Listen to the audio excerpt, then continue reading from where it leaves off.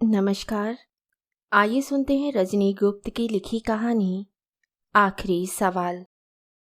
सचमुच समय ऐसा पहिया है जो जीवन के हर रंग, हर रूप और हर मोड़ के तमाम रंगों को दिखाता जाता है। कितनी बार वो गीता में लिखे कर्मयोग को पढ़ता रहता है, जो गुजर चुका उसका शोक मत कर, मगर वह है कि अभी तक गुजरे जमाने में ही जी रहा है। निर्मल ने करवट बदल आंखों में भर आए आंसुओं को फिर से पोंछा, मगर चंद पलों बाद फिर वही आंसू रह रहकर बेमौसम टपकती बूंदों की तरह पलकों को भिगो देते। कितनी बार वे उस वाक्य को परे झटकना चाहता, मगर उतने ही पैनेपन से वही पल आंखों के सामने नमूदार हो जाता। बेचैनी के मारे नींद नहीं आती और घुटन ऐसी जबरदस्त कि पिछले कई महीनों से नींद आंखें छोड़कर ना जाने कहाँ किस खो में दुबक गई है। वक्त को कभी कोई मुट्ठी में पकड़ पाया है, कोई थाम पाया है उन अनमोल पलों को। बड़े बड़े राजा महाराजाओं ने वक्त के हाथों शिकस्त पाई है, फिर वह तो एक मामूली इंसान है। ना जाने कौन सी ऐसी घड़ी क्यों आन खड़ी हुई कि उसके हाथों, इन्हीं नामुराद खुरदरे हाथों से उससे ऐसी चूक कैसे हो गई कि आज किसी से नजरें मिलाने तक की हिम्मत नहीं जुटा पा रहा। कब, किससे और क्या बात करे वह। बात करने लायक कुछ छोड़ा भी है उसने। ग्लानि, आत्मभत्सरना का विषैला एहसास रात के अंधेरे में गहराता जाता और गहरा काला रंग बदनुमा दाग बनके माथे से चिपक जाता। वे किसके सामने कैसे मुंह खोलकर क्या सफाई देगा। इस बारे में जिससे भी शेयर करेगा वही उसे धिक्कारने लगेगा। अब तक की जिंदगी में जिससे सब कुछ साझा करता रहा, बचपन से लेकर अब तक जिसके सहारे वे कदम दर कदम मजबूती से चलकर जिंदगी की टेढ़ी मेढ़ी पगडंडियों पर आगे कदम बढ़ाता रहा, वह जो उसके जीवन की धुरी थी, वह जिसे देखे बगैर उसके जीवन में सब तरफ अंधियारा भरा रहता, वह जिसे देखे बगैर वह चैन से सो नहीं पाता, वह जिसने अपनी मान मर्यादा ताक पर रखकर भरे समाज में उसे अपना सबसे ज्यादा भरोसेमंद मीत कहकर टेरा था। ना जाने कहाँ से उनके कंठ के भीतर वैसी ताकत भरती गई कि वे जहाँ जहाँ जिन रास्तों पर चलती जाती उसे अपने पास बिठाकर ले जाती। ऐसी, बिल्कुल ऐसी ही थी हमारी सुधा जीजी। निर्मल, तू चल रहा है भैया के संग दिल्ली? इसमें इतना सकुचाने की क्या जरूरत? अब हम क्या करेंगे वहां इतनी दूर जाके? भैया तो अब खुद ही समझदार हो गए। वैसे भी हमें तो बड़े शहरों का रास्ता कुछ भी अंदाजा नहीं हो पाता। हम तो साची के रहे जीजी। अरे तू बाहर निकलेगा नहीं तो सीखेगा जाने का कैसे दुनियादारी के बारे में? वो तो सब कुछ खुद ही कर लेंगे, तू तो बस उनके बगल में बैठे रहना। उन्होंने अपना फरमान सुना दिया था। धीरे धीरे उनके बच्चों के संग रच बस गया था निर्मल। भैया बाहर पढ़ने गए तो वह भी उनके पीछे पीछे उन्हें छोड़ने लेने जाता। बीच वाली सुनीता को भी कभी कभार कॉलेज लेने जाना पड़ता। ऐसे ना जाने कितने सारे अनगिनत कर्मों के सिलसिले चलते रहते, जिन्हें वह पूरी गंभीरता, लगन, तन्मयता और निष्ठा से करता रहता। सच तो यह था कि वह घर के कामों को हंसी खुशी पूरा करता, जैसे वे खुद अपने कामों को कर रहा हो। सुधा जीजी का स्नेह पात्र वह कब और कैसे बनता गया। उनके साथ कितने सारे मिठास भरे अतरंग पलों को लगातार सालों साल कैसे जीता रहा वह। सोचता रहा देर तक उकड़ू बैठे बैठे। याद करते करते लगा जैसे अभी कल की ही तो बात है जब वे 22-24 साल का रहा होगा और पिता के गुजर जाने के बाद पेट की खातिर उसे मजूरी करनी पड़ी। फिर बाद में मिस्त्री का काम सीखने जाने लगा। मोहल्ले के हुनरमंद मिस्त्री नए नए मकान बनाते रहते, तो ऐसे ही किसी दिन मिस्त्री रविंद्र का सहायक काम पर नहीं आया, सो उसने सबसे पहले निर्मल को ही बुलाया। अरे ओ निर्मल, आज तू नारायण मोहल्ले में आ जाना, वहाँ एक मकान बन रहा है, तेरी जरूरत पड़ेगी वहीं। समझ गया कक्का, हम जरूर पहुँच जाएंगे। हमें भी अपनी जैसी कलाकारी सिखा दोगे ना? कक्का, तुम्हारी तम्बाकू भी लेते आएंगे। प्रसन्न मन वे दौड़ते हुए पहुंचा था नारायण मोहल्ले में। मिस्त्री उसे जैसा जैसा सिखाते जाते वे पूरी मेहनत और उत्साह से भरकर काम सीखता जाता। वाकई वाकई उसके हाथ में कलाकारी तो थी ही। तभी तो वह मिस्त्री की बताई डिजाइनों में से अपनी तरफ से भी कुछ नया और अनूठा जोड़कर सबको चकित कर देता। कुछ ना कुछ नया करने का जज्बा तो था उसके अंदर। ईंटों पर कितनी मात्रा में सीमेंट का लेप बिछाकर बिल्डिंग के किस छोर पर गोल काट के घेरे बनाए जाएं और कहाँ किस नमूने को छज्जे पर सेट करके राजसी लुक वाले कंगूरे बनाए जाएं, ये सब उसके दिमाग की उपज थी। उसके भीतर बैठा कलाकार कला के नए और नायाब नमूने तैयार करने लगता। एक दिन मकान मालकिन सुधा जीजी उसकी कलाकारी देखकर गदगद हो उठी। फिर क्या था, उन्होंने उसे अपने घर बुला लिया। और कहाँ ये बड़े लोग और कहाँ हम छोटे लोग, सोचकर संकोच से सिकुड़ता वे जमीन पर बैठने लगा, जो उन्होंने बड़े आग्रह से कुर्सी पर बिठाया। वे प्रफुल्लित होकर बोलने लगी, निर्मल, तेरे हाथों में इतनी हुनर है, तू तो गजब का कलाकार निकला। सब तेरी तारीफ कर रहे हैं। अरे कहाँ, बस ऐसे ही थोड़ा बहुत। बालों पर हाथ फेरते हुए अटक अटक कर बोला। अपनी तारीफ सुनकर वे संकोच और द्विधा से घिर गया। ले चाय पी, और साथ में ये नमकीन वगैरह भी। ट्रे में रखे इतने सारे सामानों को देखकर उनकी समझ में ही नहीं आया कि वे खाने के लिए क्या उठाए।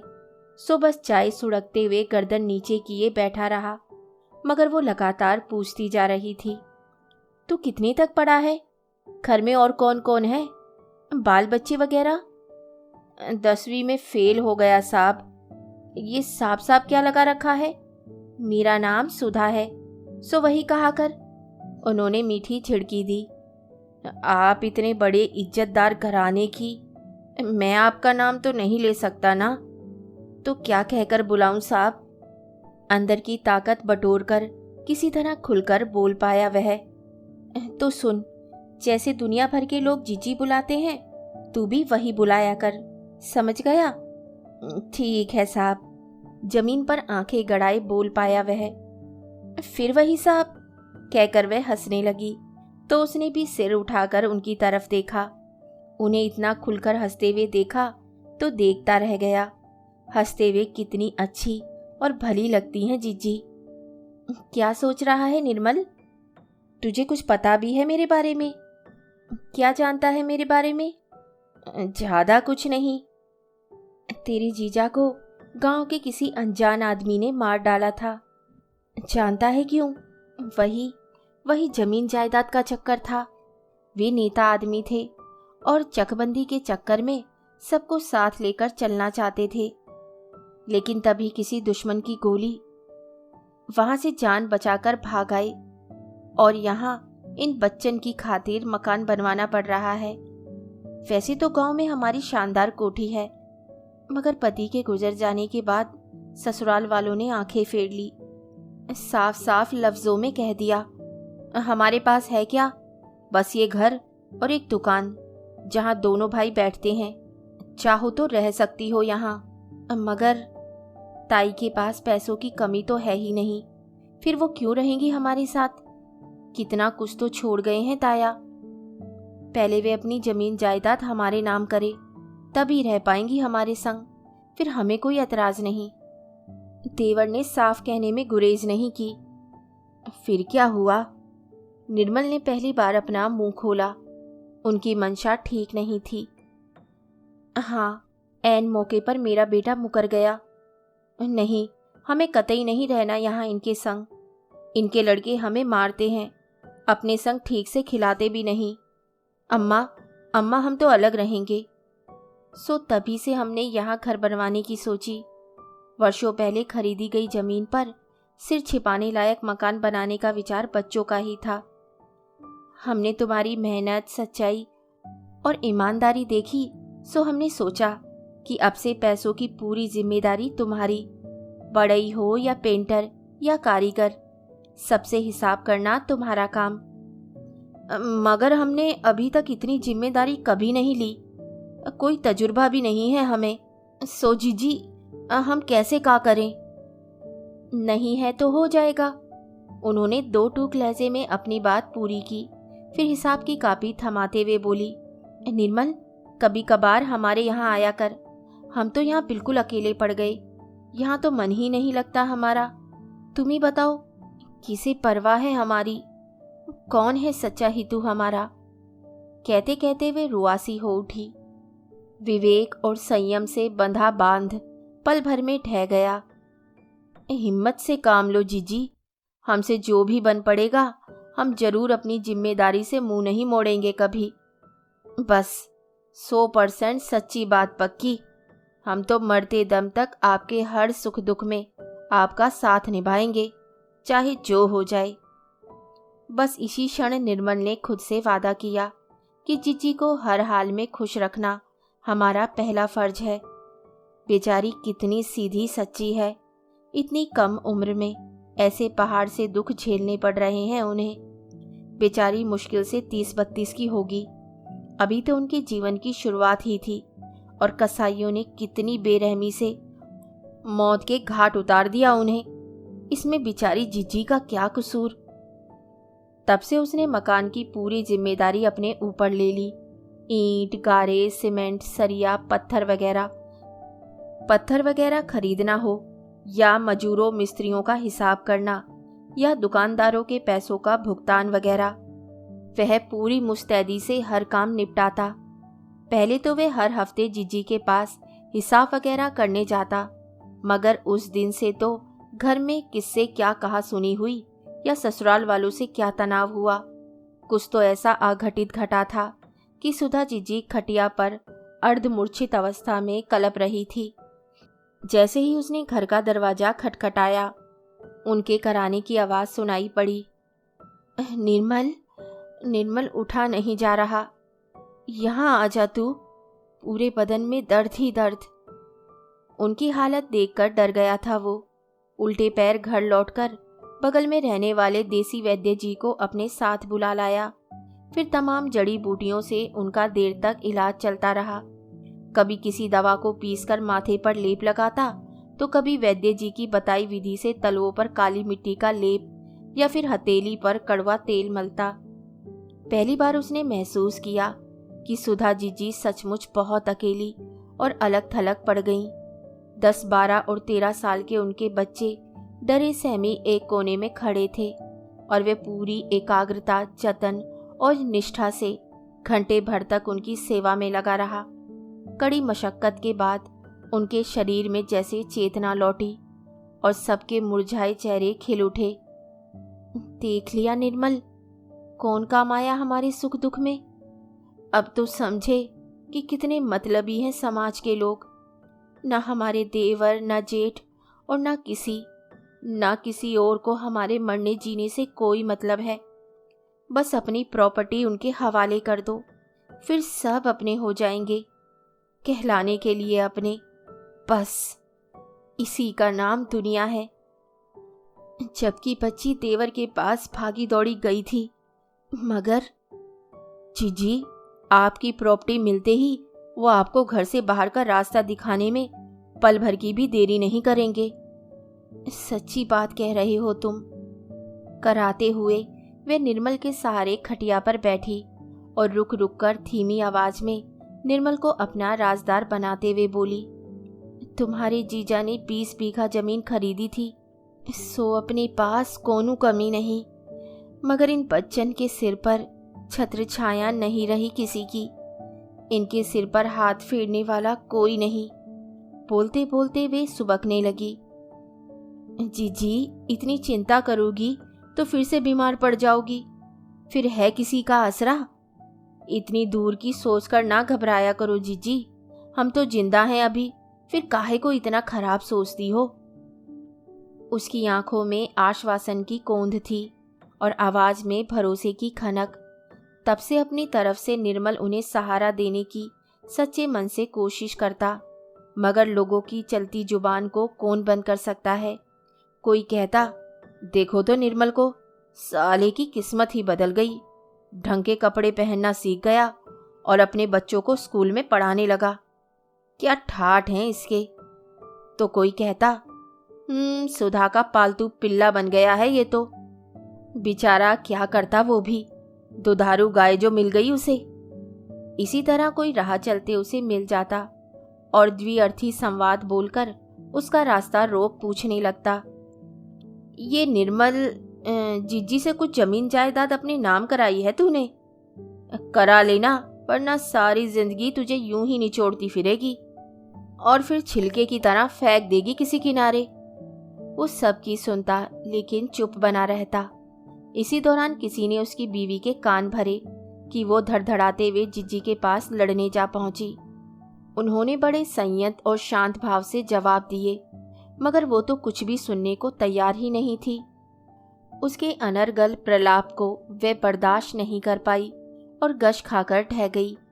किसी तरह उनके बच्चों ने उसे धक्का देकर घर से निकाला। तब से महीने दर महीने बीतते गए, ना ही वो अपने आप घर आया और ना ही उन्होंने उससे कोई मतलब रखना चाहा। खेती बाड़ी में अपनी मेहनत के बलबूते अच्छी पैदावार हुई और वे अपनी बनाई हुई खो में दुबकी पड़ी रही। और निर्मल कुछ दिन तो वो सड़क पर बेमकसद यहाँ वहाँ टहलता रहा। फिर आसपास बन रहे मकानों में मिस्त्री का काम तलाशने लगा। कभी 10 दिन का तो कभी 20 दिन खाने का जुगाड़ हो पाता। फिर वही ठन वाले दिन शुरू हो जाते। ऐसे में निर्मल को जिज्जी की बेतरह याद आती। उसके घर पहुंचते ही वे हुलस से उमंग कर भर भर कर नाश्ता भरी प्लेटें ले आती। 30 त्योहार पर तो उसने जैसा स्वादिष्ट खाना उनके यहाँ खाया होगा, पूरी जिंदगी में कहीं नहीं खाया कभी। उनसे अलग होकर जाना कि उनके बगैर जीवन कितना खाली, कितना बेरौनक और उजड़ा उजड़ा लगने लगा है। अब क्या बचा उसके पास? महज पेट भरने का जुगाड़। ये जिंदगी भी कोई जिंदगी है भला? जानवर और उड़ते पंछी भी अपना पेट भरना जानते हैं, तो वे अगर अपने घर वालों का पेट भर पा रहा है तो ऐसा क्या खास काम कर रहा है वह? निरर्थक है मेरा जीवन। आवारा मन किसी काम में लगता ही नहीं। बाहर जाएगा भी तो मतलब भर की सबसे बात करके लौट आता और मुंह ढाँप कर बिस्तर पर पड़ा रहता। इतनी घुटन की अनुभूति उसे पहले कभी नहीं हुई, मगर करे तो क्या करे वह? इस औरत ने उसे कहीं का नहीं छोड़ा। क्या लेकर अपना मुंह दिखाएगा उन्हें? ऐसी बेइज्जती की है इसने कि क्या। इधर सुधा जिज्जी ने अपने खालीपन को भरने के लिए धर्म कर्म का सहारा लिया। जितने भी धार्मिक ग्रंथ उन्हें मिलते, गीता, रामायण, महाभारत, पुराण आदि, वे एक एक करके सबको एकाग्रता से पढ़ती, गुनती और जीवन के खोए अर्थों को अध्यात्म के जरिए तलाशने में जुटी रहती। बावजूद इसके उनके जीवन की धुरी भी गड़बड़ाई जरूर। खेती बाड़ी से जुड़ी दिक्कतें भी आती। वे अकेले ही सारे काम निपटाती, चाहे कोर्ट कचहरी के चक्कर लगाने पड़ते या कभी फसल कटाई के वक्त मजदूरों के संग देर रात माल की तुलाई जैसे अनंत कामों में खुद को खपा देती। विचित्र किस्म का अनमनापन, नामालूम किस्म की उदासी और दिन पर दिन अकेले पड़ते चले जाने का एहसास उन्हें भीतर ही भीतर कचोटता। उन्हें देखकर लगता जैसे भरी बाल्टी को किसी ने पूरी ताकत से उनसे छीन कर कहीं और फेंक दिया हो। उनके बच्चे बड़े होते जा रहे थे। वे सब अपनी पढ़ाई करने बाहर निकलते गए और वे खुद को अकेली गुफा में बंद सा महसूस करती। बेचैनी का पंछी सिर पर गोल गोल मंडराता रहता। उससे बचने के काम के नशे में झोंक देती अपने को। काम काम और काम, बस यही जीवन मंत्र रटने लगी थी वो अनवरत, अनथक। अचानक एक दिन रात के अंधियारे में दरवाजा खटखटाने की आवाज सुनाई दी। कौन है? हम निर्मल। खोलो दरवाजा। आहिस्ते से दरवाजा खोलते ही वो फूट फूट कर रोते हुए बोला, अब हमारा आपके सिवाय और कोई नहीं बचा जिज्जी। ओ जिज्जी, आज से तुम ही हो मेरी सब कुछ। जन्मदाता माता ने तो हाथ पकड़कर घर से बेघर कर दिया हमें। हम कहीं के नहीं रहे जिज्जी, सो अब तुम्हारे आसरे आए हैं, तुम्हारे दर पे, बचा लो हमें। आखिर हुआ क्या है, पूरी बात तो बताओ। जीजी, महतारी ने हाथ पकड़कर निकाल दिया घर से। पता नहीं सास बहू के बीच क्या कहा सुनी हुई और हाथापाई भी हुई कि मेरे पहुंचते ही पूरी बात बताने से पहले ही गला रुंध गया उसका। कहाँ है तुम्हारी बीवी बच्चे? घर के पिछवाड़े। डर के मारे अंदर घुसने की हिम्मत ही नहीं कर पा रही थी वो।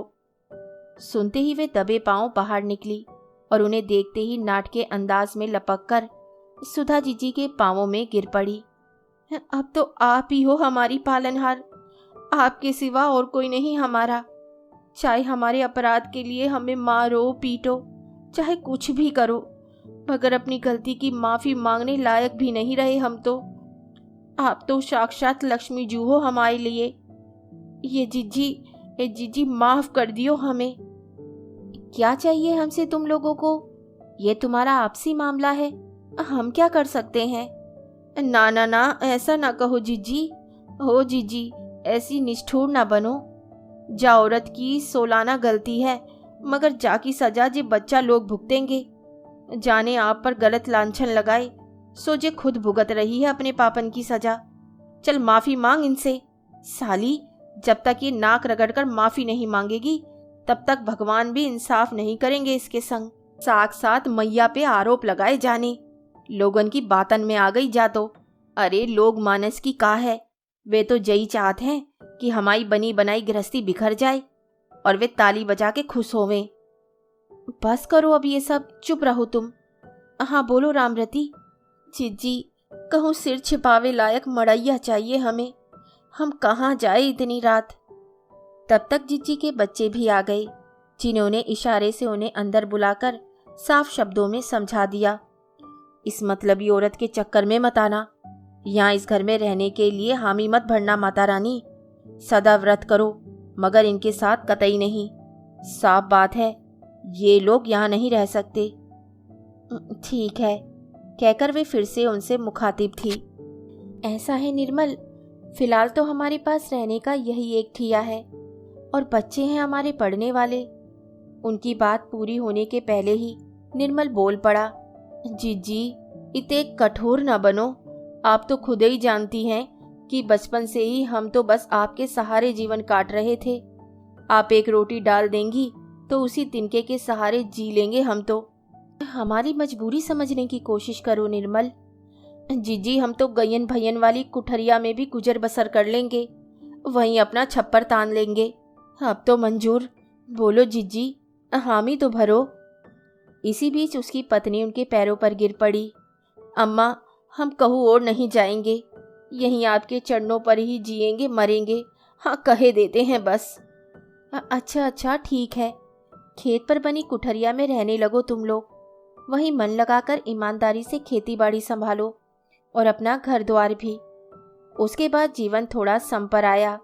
सुधा जीजी ने उनकी ईमानदारी और मेहनत देखकर अपनी तरफ से 50,000 रुपये लगाकर निर्मल के लिए मकान बनवाया। इसके बाद तो स्थितियां बिल्कुल ही पलट गई। निर्मल ने सच्ची लगन से जीजी के घर और खेती बाड़ी से जुड़ी हर समस्या को बिल्कुल अपनी समझा और खेती बाड़ी के साथ साथ गाय भैंसों की जिम्मेदारी भी संभाल ली। सब्जियां बेचने का काम उसकी पत्नी ने संभाला। जब कभी घर बाहर के कामों के बोझ से वे परेशान होती तो ढाल बनकर खड़ा हो जाता निर्मल। कभी पैरों में तेल मलकर उन्हें राहत पहुंचाने में जुट जाता, तो कभी गर्म दूध का गिलास उनके हाथों में पकड़ाकर पीने का मनुहार करने लगता। कर्मशः जीवन आगे बढ़ता जा रहा था। उनके बच्चे सयाने होकर बाहर निकलते गए। निर्मल के बच्चे भी बड़े होते जा रहे थे, लेकिन उसकी पत्नी को ये नागवार गुजरता कि निर्मल अपने बच्चों से ज़्यादा जीजी के बच्चों के लिए क्यों अपनी जान छिड़कता है। सच तो यह है कि उसकी नीयत शुरू से ही ठीक नहीं थी। सुधा जीजी ने भी ताड़ लिया कि कभी 20 किलो की सब्जियां थी, मगर हाथ में 10-12 किलो के रेट ही आ पाते, तो कभी देखती कि 10 किलो दूध में से सिर्फ 5 या 6 किलो दूध का ही हिसाब आ पा रहा है। कई बार तो वे देखकर भी अनदेखी करती, क्योंकि निर्मल खुद अपनी पत्नी की इन आदतों की शिकायत किया करता। खेतीबाड़ी संभालने की एवज में वे 2 कुंतल गेहूं के साथ साथ घर भर के लिए राशन और कपड़ों का इंतजाम करती आ रही थी। इसी बीच जब उनकी बिटिया की भी शादी हो गई तो एक दिन रामायण बाजते हुए पूछ बैठा निर्मल, क्यों जीजी, चले ना हम लोग भी गंगा स्नान कर ही आएं, फिर पता नहीं दोबारा कभी मौका मिले ना मिले, अपने इस जन्म को तो सार्थक कर लें। चलो, सच्ची में तूने तो हमारे मुंह की बात छीन ली, मगर तुम जा कैसे पाओगे? बीवी बच्चे वगैरह सबको लेकर जाना आसान नहीं, खेती बाड़ी, जानवरों की देखरेख, और फिर तुम्हारा इतना बड़ा कुनबा। अरे हम तो अकेले ही जाएंगे जीजी, साफ बात है। मैंने तो घर पर साफ कह दिया है, हमारे जीवन में किसी का कोई हक नहीं, हम तो जीजी की सेवा के लिए ही जी रहे हैं। हाँ, सच्ची कह रहे हैं, मैंने सच्चे मन से जिंदगी भर सिर्फ और सिर्फ आपको ही चाहा है और भगवान से कुछ भी तो नहीं मांगा, सिवाय इसके कि आप बस खुश रहें। आपकी खुशी में ही हमारी खुशी है। आपको हंसते देखकर मेरे दिल को राहत मिलती है, सुकून का एहसास होता है कि मेरा जीवन अकारथ नहीं गया। आप यूं ही खुश बनी रहें, बस यही एक। कहते हुए निर्मल ने अपनी हथेलियों में सुधा जीजी का हाथ ले लिया। अनायास उस पल प्रकाश का एक वृत्त बना जिसकी रंगीनियत में डूब गए थे वे। उन्हें लगा जैसे पत्थर की मूरत के भीतर से कई सारे बंद सुराख अचानक खुलते जा रहे हों। चलो निर्मल, चाहे जहां ले चलो, अब निकल चलो इस माया मोह से। 10-15 दिन तो प्रभु के दर्शन करेंगे और रोज गंगा मैया के दर्शन भी करते रहेंगे। भावातुर जिज्जी ने निर्मल की तरफ कोमल नजरों से देखा और फिर कुछ याद आया तो भीतर जाकर नारियल के लड्डू उठा लाई। लो खा लो, खास तुम्हारे लिए बनाए थे। खेत पर रात रात भर जागना जो पड़ता है, फसल कटी पड़ी है खलिहानों पे, कितना काम छूटा पड़ा है। अरे चलता हूँ जीजी, याद आया, खेत पर मशीन को खुला छोड़ आया हूँ, हिसाब जो करने आया था। अरे खाना तो खाता जा, टाइम नहीं है अभी, कहता हुआ वो जूते पहनने लगा। ले नाश्ता लेता जा। उन्होंने जल्दी जल्दी टिफिन में ढेर सारे लड्डू, खुरमा और खाजा रख दिए। चलते चलते थक गई हो तो कंधे पर उठा लूं, डरना नहीं जीजी, कितनी हल्की तो हो। अरे नहीं निर्मल, चल लूंगी, जैसे भी हो, तू साथ में है ना, फिर डर काहे का। आज कुछ अनमनी सी लग रही हो, क्या बात है? भैया या सुनीता की याद आ रही है? अरे वे सब तो अपने अपने ठिकानों पर राजी खुशी से हैं। वैसे तेरे अलावा किसी को मेरी फिक्र ही नहीं कि मैतारी मर रही है या जिंदा भी है। पिछले महीने भर से कोई फोन नहीं आया। रे हम ही हैं जो फोन किए बिना चैन नहीं पड़ता जी को। सब मतलब के रिश्ते नाते हैं दुनिया भर में, फिर चाहे खुद के ही बाल बच्चे क्यों ना हो। कभी वे दुनियादारी, लोगों की बढ़ती स्वार्थपरता और रिश्तों के बारे में चर्चा करते, तो कभी अच्छे बुरे फैसलों का प्रसंग छेड़ देते। अनायास वे बोल पड़ी, निर्मल, निर्मल मेरी जिंदगी का तो कोई ठिकाना है नहीं। बच्चे अपनी अपनी दुनिया में मस्त हैं। मेरी बात कौन संभालेगा मेरी खेती बाड़ी को? मेरे ढोर तो अनाथ हो जाएंगे। और ये सब, अरे ऐसा क्यों कह रही हो? मैं तो हूं ना, मेरे रहते किसी की हिम्मत है? जो भी टेढ़ी नज़र से मेरी रोपी फसल देखेगा उसकी आंखें निकाल के रख दूंगा आपकी हथेली पे। मगर हाँ, एक बात का डर तो है, आपके बच्चे शायद मेरा दखल पसंद ना करें। मेरे रहते तो ठीक है, मगर आंख मिचने पर कौन क्या कर गुजरेगा, कैसे तुमसे क्या व्यवहार करेगा, अनुमान लगाना मुश्किल तो है। वे तो ये सब चीजें बेच बाच देंगे, और क्या उम्मीद करूं उनसे। जीजी, अगर जीते जी आप कुछ ऐसी व्यवस्था कर जाएं कि मेरे हाथ में भी गुजर बसर लायक 4 पैसे आते रहें, तो ताज जिंदगी में आपकी खातिर कुछ भी करने को तैयार हूँ। फिर जैसा आपको ठीक लगे वही करें, कहकर वे पूर्ववत उनके तलवों पर तेल मालिश करता रहा। इस तरह बात बात में अपना मंतव्य जाहिर कर गया वो। फिर सिर पर मालिश करते हुए बोला, अब कुछ आराम मिला? बेचैनी से राहत मिली? हाँ, अब आराम है, तुम भी सो जाओ अब। चारों तरफ प्रकृति का सौंदर्य बिखरा पड़ा था। जैसे ईश्वर ने ही एक ही जगह इतनी सारी सुंदरता और सुख का सागर भर दिया हो। पहाड़ों की चढ़ाई उतराई, बनते मिटते बादलों का गुबार, चारों तरफ पसरी धुंध ही धुंध, और बीच बीच में होती बारिश में भीगते रहे दोनों। सुख के इस अनूठे अनुभव में दोनों ही डूबे थे। प्रकृति का साहचर्य हमारे भीतर बसे प्रेम को वेग से बढ़ाता है, और प्रेम ही है जो हमें प्रकृति के सानिध्य में ले जाता है। ये कैसा रहस्य लोक है। वे सुख सागर में डूबते उतराते, एक दूसरे का हाथ पकड़े मंदिर की सीढ़ियां चढ़ते, और फिर शाम को गंगा मैया की आरती देखते, और फिर एकाग्रता से प्रवचन सुनकर देर रात लौटते। उस रोज जोरदार बारिश में भीग गई थी वे। ठंड के मारे कपकपा रहा था बदन। निर्मल भाग दौड़कर अंगीठी जलाने की व्यवस्था करता रहा। उसके बाद भीगते हुए कहीं किसी झोपड़पट्टी से चाय खाने का इंतजाम करके लौटा। गर्म कंबल को चारों तरफ से लपेटे कपकपा रही थी जीजी। उसने जल्दी जल्दी अंगीठी में कोयले गर्म किए, फिर तौलिया गर्म करके उनके तलवों, माथे और हथेलियों को गर्म करता रहा। ऐसे किन्हीं खास क्षणों में वे भावुक हो उठी। ये निर्मल ना जाने किस जन्म का कर्जा उतारने जन्मा है तू। कितनी सेवा की तूने मेरी। जरूर पिछले जन्म का हिसाब किताब रहा होगा। उनकी प्रेमाकुल आवाज पिघलने लगी थी, बूंद बूंद बनकर।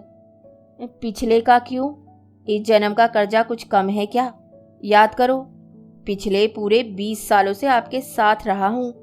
आपकी सेवा में हाजिर रहता है वीरबली, हनुमान जी की तरह।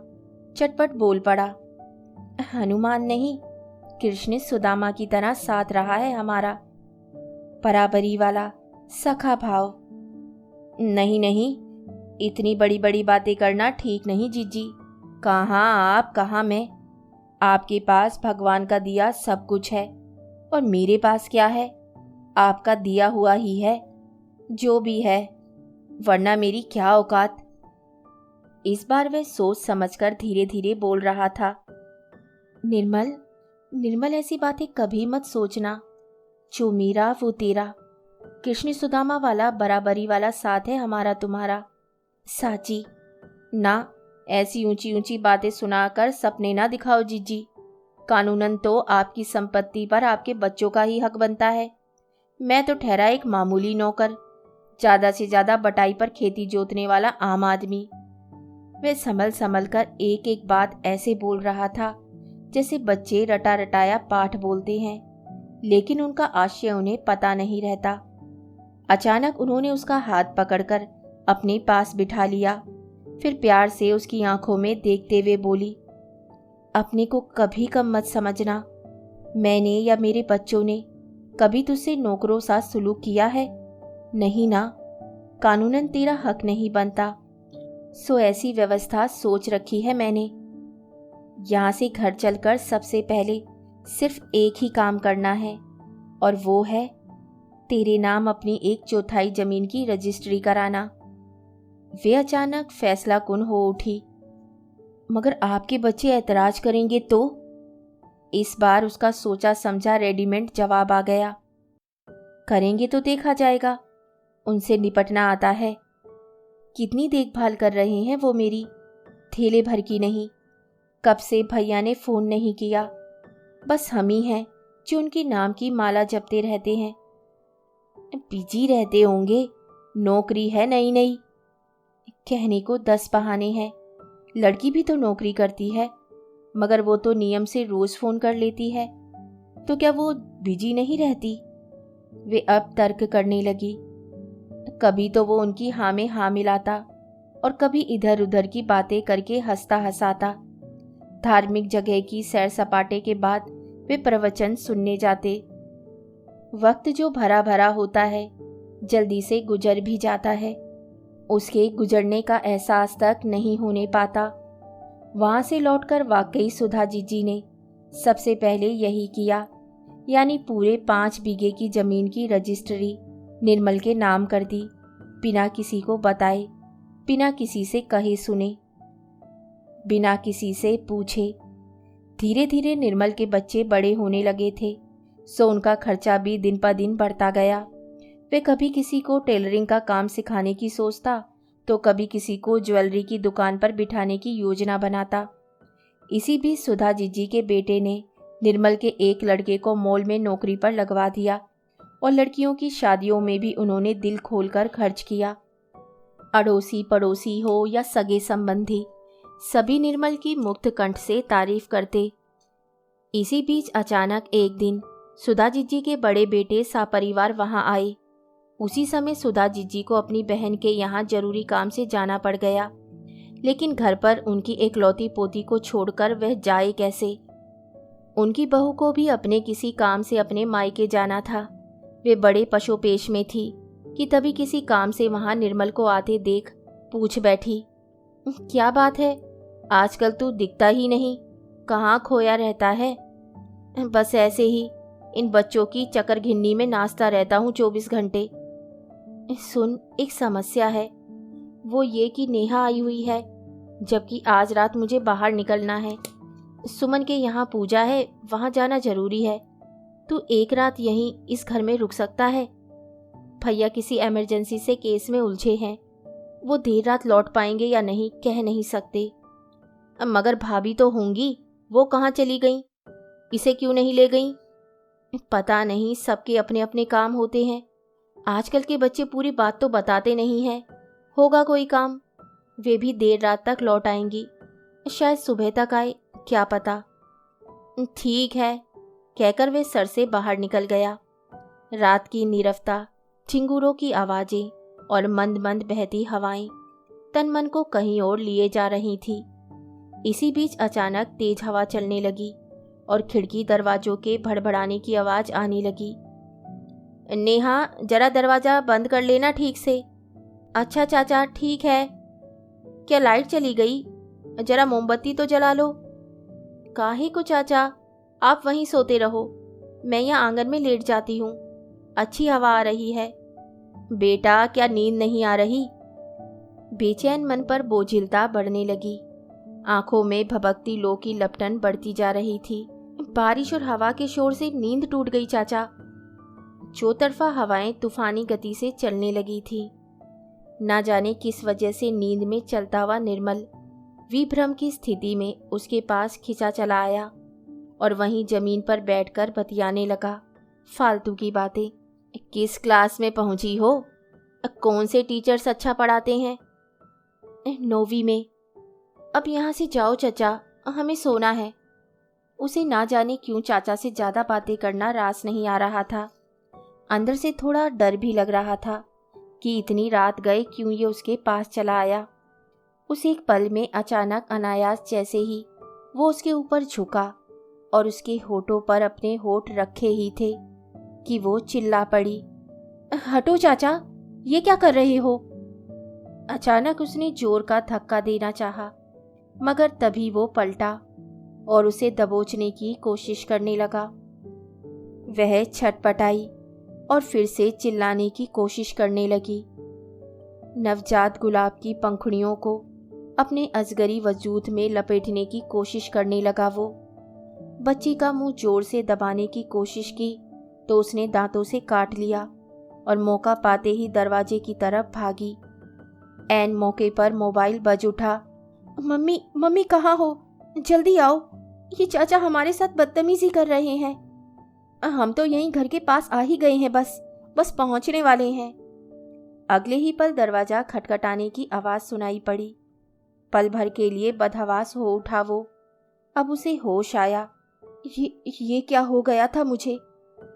गर्दन नीचे किए दरवाजा खोलने मुड़ा वो। इधर बच्ची का जोर जोर से चीखना चिल्लाना सुनकर वो घबरा गई। क्या हुआ मेरी बच्ची को? क्या किया इसने? बोल बेटा, क्या किया? आज मैं इसे छोड़ूंगी नहीं। साले, जिसका नमक खा खा कर बड़ा हुआ, उसी की थाली में छेद करते इसे जरा भी लाज नहीं आई। आप मुझे अकेला छोड़कर कहाँ चली गई थी मम्मा? इस आदमी ने मुझे किस करने की कोशिश की मम्मा। इसने मेरी फ्रॉक उठाई थी मम्मा, I hate this dirty fellow.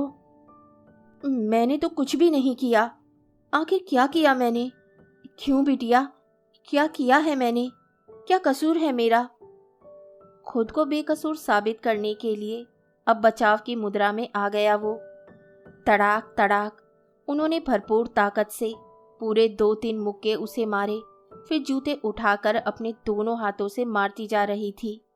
मारते मारते हथेलियां थक जाती तो रोने लगती, फिर मारना शुरू कर देती। साले हरामी, इसी दिन के लिए तुझे और तेरे कुनबे को पाल पोस कर बड़ा करती रही अम्मा। अरे तू तो दूध पी पी कर जिंदा जहरीले नाक से भी बदतर निकला। कुजात साला कमीना नीच। कोई मेरा कसूर बताएगा? आखिर कुछ भी तो नहीं किया मैंने। पूछ पूछ इस फूल सी बच्ची से, आखिर क्या सोचकर इसे चूमना शुरू किया था तूने?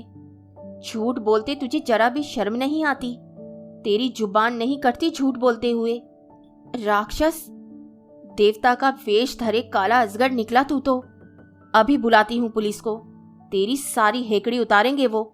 उन्हें ही सफाई देना तू कि क्या किया है तूने। हमारे टुकड़ों पर पड़ने वाला पिल्ला हम ही को काटने दौड़ेगा। गुस्से की ज्यादती की वजह से हाफनी चलने लगी थी उनकी। आप लोगों को मुझे जो सजा देना हो मंजूर है, मगर पुलिस को मत बुलाना। मैं हाथ जोड़ता हूँ, पैर बढ़ता हूँ, कुछ तो रहम करो। मैंने आपकी वर्षों सेवा की है। बोलते बोलते वो रुआसा हो उठा। तो सेवा का ये इनाम दिया है तूने हमें? बोल, बोलता क्यों नहीं? खबर सुनते ही अम्मा भी सब काम छोड़कर उल्टे पैर वापस हो ली। गुस्से से बिफरती शेरनी की तरह गुर्राते हुए दहाड़ने लगी वो। आते ही उसकी कमीज की कॉलर खींचकर चिल्ला पड़ी, मुन्नी मुन्नी जा जा, इसकी पोती को तो पकड़ ला। किसी को कुछ समझ में नहीं आया तो फिर से चीख पड़ी वो, कोई सुनता क्यों नहीं मेरी बात? मैंने कहा ना, इसकी बहू और पोती को तो पकड़ ला। अभी जाता हूँ अम्मा, कहकर बगल वाला लड़का दौड़ पड़ा। बहू और पोती को एक साथ देखकर अचानक बोरा गया।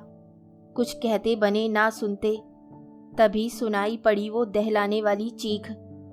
तुझसे एक आखिरी सवाल पूछती हूँ, इसकी जगह अगर तेरी खुद की पोती जो इसी उम्र की है, उसके साथ भी तो यही सलूक करता, उसे भी इसी तरीके से चूमता तू? सवालों से घिरा निर्मल के पास कोई जवाब नहीं था। ऐसे सवालों का भी कोई जवाब होता है भला? जमीन पर नजरें गड़ाए लुटा पिटा सा खड़ा रहा।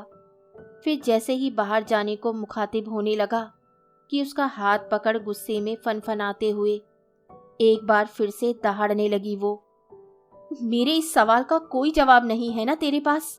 तो अपनी सजा भी सुनता जा, तभी इस घर से आगे कदम बढ़ा पाएगा, वरना सीधे जेल में ही जाएगा तू। उसने गर्दन मोड़कर उनकी तरफ देखा तो उसकी पोती को उसके सामने ठेलते हुए जोर से चीख पड़ी वो, सबके सामने आज तू उसी तरह अपनी इस पोती के होठों पे होठ डालकर चूमेगा, और जो भी मेरी बच्ची के साथ किया है इसके साथ भी वही करना पड़ेगा तुझे। तभी मेरे चलते कलेजे को ठंडक मिल पाएगी, वरना खैर नहीं तेरी। चलते अंगारे उठाकर तेरा मुंह न झुलस दिया तो। गुस्से में बिफरती सुधा जीजी लगातार ताबड़तोड़ गालियां बकती जा रही थी। इसी बीच न जाने किसने पुलिस को फोन कर दिया। साई साई करती पुलिस जीप के आते ही जमा होती भीड़ धीरे धीरे तितर पितर होने लगी। कहानी सुनने के लिए धन्यवाद। तो इसी के साथ मैं आपसे विदा लेती हूँ और कल फिर मिलती हूँ एक नई कहानी के साथ।